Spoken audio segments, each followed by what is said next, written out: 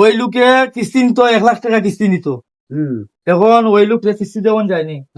কিস্তি দেওয়া দোকানের মধ্যে বেচা কিনা খুব ভালো হইতাছে। এখন সম্পূর্ণ দায়ভার তুমি থাকবা। এই লোক আসলে কি ভালো মানুষ না, খুব ভালো মানুষ। ভালো মানুষ তুমি থাকবা, অসুবিধা নাই। কোনো সমস্যা নাই। এবার দোকানের মধ্যে বেচা কিনা খুব ভালো হয়, তাই না? যে কিস্তি না দেয় আমি দিন না। এখন 11 নম্বর সদস্য আপনারে 1,00,000 টাকা কিস্তি দিয়ে হইব, প্রতি মাসে 12,500 টাকা কিস্তি আইব। অসুবিধা নাই, তুমি 12,500 দোকানে হলে বেচা কিনা ভালো হয়। উনি লোক ভালো তো, খুব ভালো মানুষ। দেখুন আপনার কথা বিশ্বাস করে ওনারে আমি 1,00,000 টাকা লোন দিব। অসুবিধা নাই তো। আগামী সপ্তাহে আপনারে কিস্তির লোন দেওয়া হবে। স্যার দেখুন, মিস করেন না, কারণ আমার দোকানে মাল সামান নাই। আমি মাল না, ঢুকাই আপনার কাগজপত্র- আগামী সপ্তাহে শিওর হইব নি। শিওর হইব। আচ্ছা ঠিক আছে স্যার, আর আপনি চিন্তা করেন না, আমার ভাই আছে, যাবেন তো অসুবিধা নাই, থাকবো। দিয়ে দেন। আচ্ছা জামিনদারে একটা দস্তখত দিলে আর আমি আগামী সপ্তাহে টাকাটা লিয়ে আপনি। আচ্ছা ঠিক আছে। অর্ডার ধরো 500 বুঝি না রে। অর্ডার ধরিলা হইছে না তো গেছি গিয়ে ওইটা 1,000 তো ও ভাই, হ্যাঁ, দোকানদারে যে আছে, দোকানদার মাদন সাহেব কই আছে? উনি আমার আব্বা, উনি অসুস্থ, তো আজকে আমি 1 মাস ধরে দোকান চালাই, চাই অসুস্থ দোকান হয় না, না, দোকান আইন না, আগে মাস হইনি আইতা পারেন, দেখবা না কি তুইছে কিস্তি আনছিলাম, কিস্তি নেওয়ার লাগে আসছিলাম। ও তা আগামী মাসে আইনি, কিস্তি এই মাসে দেওয়া যাইবে না, এই মাসে তো আমার আব্বার অসুখ, আমি দোকান চালাইতেছি, আগামী মাসে আইনি। ও বা শানু ভাই, ভাই ভালো নি ভাই? ভালো আছেন নি ভাই?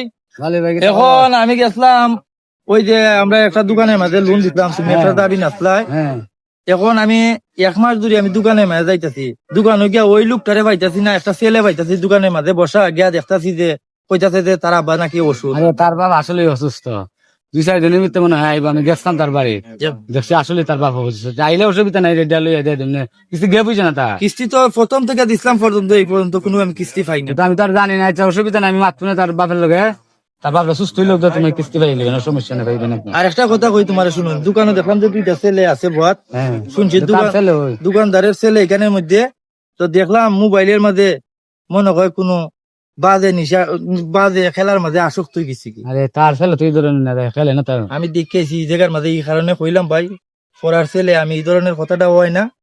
এখন আমি দেখলাম, আমি যাই কি, আপনি আমার একটা দীক্ষা দিবেন ভাই, আমি অফিসে যাইতে পারলাম না ভাই। আচ্ছা টেনশন না ভাইবেন আপনি। আচ্ছা ওকে।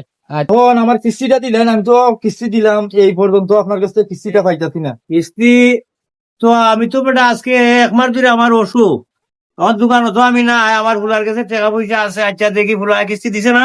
আমি গ্যাপ পরে দিছে, দেখি রিস্কে আগে আমার সম্মান। আমার তো কথা আছে বেটা, কিস্তি দিত, একটাই তো টাকাটা পাওয়া কথা। আচ্ছা দেখি আমার ফুলাটা হয়ে গেল।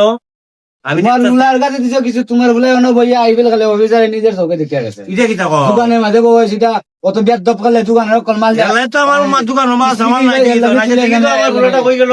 তোমার ঘরে ওই মিলন হয়ে যায়, ওই ওরা আসাই যাব্বা ওখানে আয় বেটা।